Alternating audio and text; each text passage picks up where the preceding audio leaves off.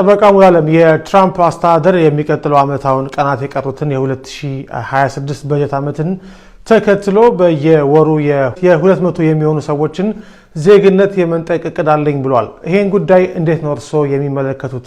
ትናንት ኒውዮርክ ታይምስ ከዋይት ሃውስ ሪፖርት አገኘሁት ያለው በውስጥ ሰርኩሌት ሲደረግ አገኘሁት ካለው ሪፖርት እንደተረዳ ነው በወር ከ100 እስከ 200 የሚያክሉ ዲናቹራላይዝ ወይም ደግሞ የዜግነት ማንነታቸው እንዲቀማ አሜሪካዊ ዜግነታቸው እንዲቀማ የሚያስፈልጉ ከ100 እስከ 200 ያሉ ሰዎችን USCIS እንዲልክላቸው ነው ለዚህ ኦፊስ ኦፍ ሌጂስሌቲቭ ለተባለ ተቋም ሰርኩሌት የተደረገ ሪፖርት የተገለጸው። እንግዲህ በጣም አስገራሚ ፓርት የአሜሪካን ሲቲዝንሺፕ በጣም የተከበረ ሲቲዝንሺፕ ነው። በዓለም ላይ ያለው ቦታ ሳይሆን እየተናገርኩ ያለሁት ሊጋሊ ራሱ ማለት ነው። አንድ ሲቲዝንሺፕ መንጠቅ በጣም ከባዱ ፕሮሰስ ነው። ይሄ ግሪን ካርድ ላይ ያለን ሰው እንደመንጠቅ ወይም ደግሞ ሌሎች ስታተስ ላይ ያሉን ሰዎች ከዛ ስታተሳቸው አውጥቶ ከአሜሪካ እንደመላክ አይደለም። አንድ ሰው ናቹራላይዝ ሲሆን በአብዛኛው የነበረውን ማንነት የነበረውን የዜግነት ማንነት አጥቶ ነው የአሜሪካን ሲቲዝን የሚሆነው። ሁለተኛ ቃለ መሐላ ገብቶ ነው አሜሪካን ዲፌንድ እንዲያደርግ ህጉን፣ ኮንስቲትዩሽን፣ ስርዓቱን፣ ሲስተሙን እንዲያከብር ቃል ገብቶ ነው ይሄን ሲቲዝንሺፕ የሚያገኘው። ሶስተኛ ደረጃ በሲቲዝንሺፕ ሂደት ውስጥ ዩኒቨርሳል ባክግራውንድ ቼክ አለ። ዩኒቨርሳል ባክግራውንድ ቼክ ማለት ሁሉ እስከዛሬ አሜሪካ ሲስተም ውስጥ ያስገባናቸው ዶክመንቶች በጠቅላላ ስለ ማንነታችን የሚያሳዩ ሬጂስተር የሆኑ ዶክመንቶች በጠቅላላ ኢንቨስቲጌት ይደረጋሉ። ስለዚህ መንግስት አስፈላጊውን ማጣራት አድርጎ ነው እዛ ፕሮሰስ ውስጥ እየተገባው ተብሎ ነው የሚታመነው። አራተኛ እንግዲህ አንድ ዜግነታችንን አሜሪካዊ ስናደርግ አብዛኛው ያለንን ዜግነት ምክንያቱም ዱዋል ሲቲዝንሺፕ የሚፈቅዱ ሀገሮች ትንሽ ናቸው በዓለም ላይ ያለንን ዜግነት አጥተን አሜሪካ የምንሆነው።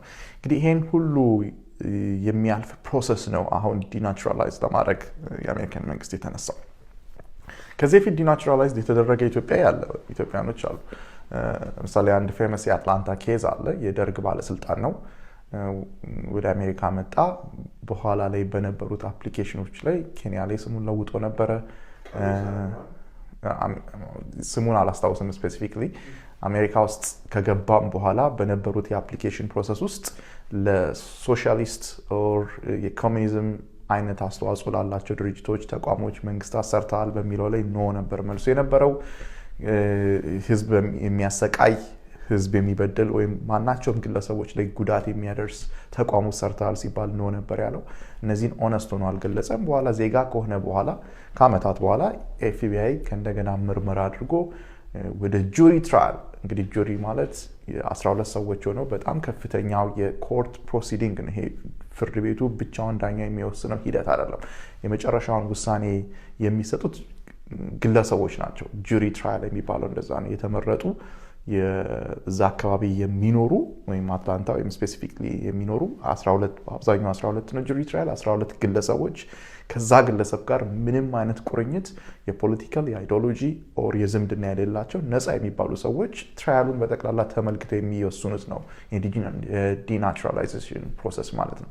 በዛ ፕሮሰስ ውስጥ አልፎ ዲናቹራላይዝ ተደርጓል። ይሄ እንግዲህ አንዱ ፌመስ ኬዝ ነው። ምክንያቱም በደርግ ውስጥ አንደኛ ሶሻሊዝም ኮሚኒዝም ውስጥ የሰራ ነው።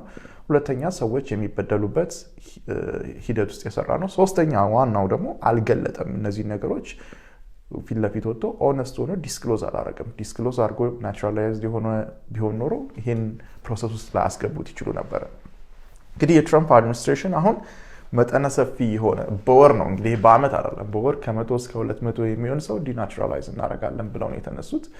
ይሄ ምን አይነት ፒክቸር እንደሚሰጠን በጣም ከባድ ነው። የመጀመሪያው ይችላሉ ወይ ነው። በወር ከ100 እስከ 200 ሪሊ ኢዝ ኢት ፖሲብል? ሪሶርስ የሚጠይቀው ሪሶርስ ከፍተኛ ነው። አንድ ሰው ዲናቹራላይዝ ለማድረግ ይሄን ሁሉ ፕሮሰስ ከተካሄደ 100-200 ሰው በምን አይነት ሪሶርስ በምን አይነት ፓወር ነው በምን አይነት ሞቢላይዜሽን ነው ዲናቹራላይዝ ማድረግ የሚቻለው? ለኔ ግልጽ አይደለም እውነት ለመናገር። ኦር ደግሞ የዲው ፕሮሰስ ሂደቱን ሊያቋርጡት እና በራሳቸው ዲናቹራላይዝ አድርገው በኋላ ላይ ግለሰቡ እንዲከራከር ሊያደርጉት ነው። ያም ግልጽ አይደለም እና ብዙ ክላሪቲ የጎደለው ነገር ነው ያለው። ግን አስጊም ነው እንግዲህ the most safe የሆነ ኢንቫይሮንመንት ናቹራላይዝድ መሆን ነው። አሁን እንግዲህ ዲናቹራላይዝ እናደርጋለን ሲሉ ሴፍቲ የሚሰማቸው አሜሪካዊ ነኝ ብለው በኩራት የሚናገሩ ሰዎች ሁሉ አሁን ሊደነግጡ የሚችሉበት ወቅት ላይ ነን ማለት ነው። ይህንን የዶናልድ ትራምፕ አስተዳደር የዜግነት መንጠቅ ጉዳይ እርስዎ የሚያዩት በህግ አተገባበር ላይ የደረገ ለውጥ ወይስ የፖለቲካ ዘመቻ ነው? I think it's more political ከህግ ይልቅ። ለምንድነው ፖለቲካል ያልኩት? ቅድም ያልኩት ነው። የህግ ፕሮሰሱ የሚያስኬድበት መንገድ በጣም ረጅም ነው፣ ብዙ ሪሶርስ የሚጠይቅ ነው። ስለዚህ ኢቨን ከፖለቲካልም አንጻር ፕሮፓጋንዳ ነው ነገር ወይስ እውነት ነው፣ በዚህ ደረጃ ሊሄዱ አስበዋል የሚለው ነገር ለእኔ እስካሁን ግልጽ አይደለም። በሂደት ብዙ የምንመለከተው ነው። ፕሮጀክት 2025 የሚል ፕሮጀክት ትራምፕ ሲመጣ ትራምፕ ይሄን አዲስ አበባ አድርጎታል፣ አልቀበለውም፣ ምን የለውበትም ብሏል። ነገር ግን የዋይት ሃውስ የበጀት ኃላፊ የፕሮጀክት 2025 አርክቴክት የሚባለው ግለሰብ ነው አሁን ላይ ማለት ነው። እዚህ ፕሮጀክት 2025 ላይ የቦርደር ዛር የሚባለው ቶም ሃም ኤንድ ስቲፈን ሚለር አርቲክል ጽፈዋል እዛ መጽሐፍ ላይ ማለት ነው። እና ከእነዚህ አርቲክሎች አንደኛው ስለ ዲናቹራላይዜሽን ነው። ብዙ አሜሪካ ዜጋ መሆን ሳይገባቸው የሆኑ ሰዎች አሉ። እነዚህን ወደ ዲናቹራላይዜሽን ወይም ደግሞ ዜግነታቸውን ወደ መቀማት መሄድ አለብን ብለዋል። እና ሜይ ቢ ፖሊሲ ዋይዝም የትራምፕ ሲመጣ አንዱ ከጀርባው አሉ የሚባሉት የፕሮጀክት 2025 በሄሪቴጅ ፋውንዴሽን የተቋቋመ ኦርጋናይዜሽን ነው ወይም ደግሞ ሴትአፕ ነው። እነዚህ ሳፖርት ያደርጉታል ተብሎ ይገመታል። በቅርብ የሄሪቴጅ ፋውንዴሽን ኃላፊዎች ባደረጉት ስቴትመንት የትራምፕ አድሚኒስትሬሽን ፕሮሚስ ባረገልን ወይም ቃል በገባልን መጠን የኢሚግሬሽን ኢንፎርስመንት እያደረገ አይደለም ብለው ከሰውታል። ይህ ማለት እስካሁን ያየነው የኢሚግሬሽን ኢንፎርስመንት የትራምፕ አድሚኒስትሬሽን ቃል ከገባው ያነሰ ነው እና በዚህ ዲስአፖይንትድ ሆነናል ወይ አዝነናል ብለው የሄሪቴጅ ፋውንዴሽን ኃላፊዎች በኮንፈረንሳቸው ላይ ወይም በራሳቸው ስብሰባ ላይ ተናግረዋል። እንግዲህ ይሄ የሚያሳየን የዲናቹራላይዜሽን ፕሮሰሱ አንዱ የእነዚህን ሰዎች ዲስአፖይንትመንት ሬክቲፋይ ለማድረግ ወይም ለማረም ወይም ደግሞ ለማስደሰት ሊሆን ይችላል። አንድ ሰው የአሜሪካ ዜጋ ሲሆን መብቱ የጠበቀለት እንደሆነ ይታመናል።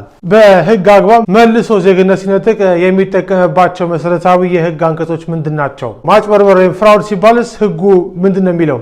መጀመሪያ ላይ እንዳልኩት አንድን ሰው ዲናቹራላይዝ ማድረግ ወይም ደግሞ ዜግነቱን መቀማት እጅግ በጣም ከባድ የህግ ፕሮሰስ ነው። ቀላል አይደለም።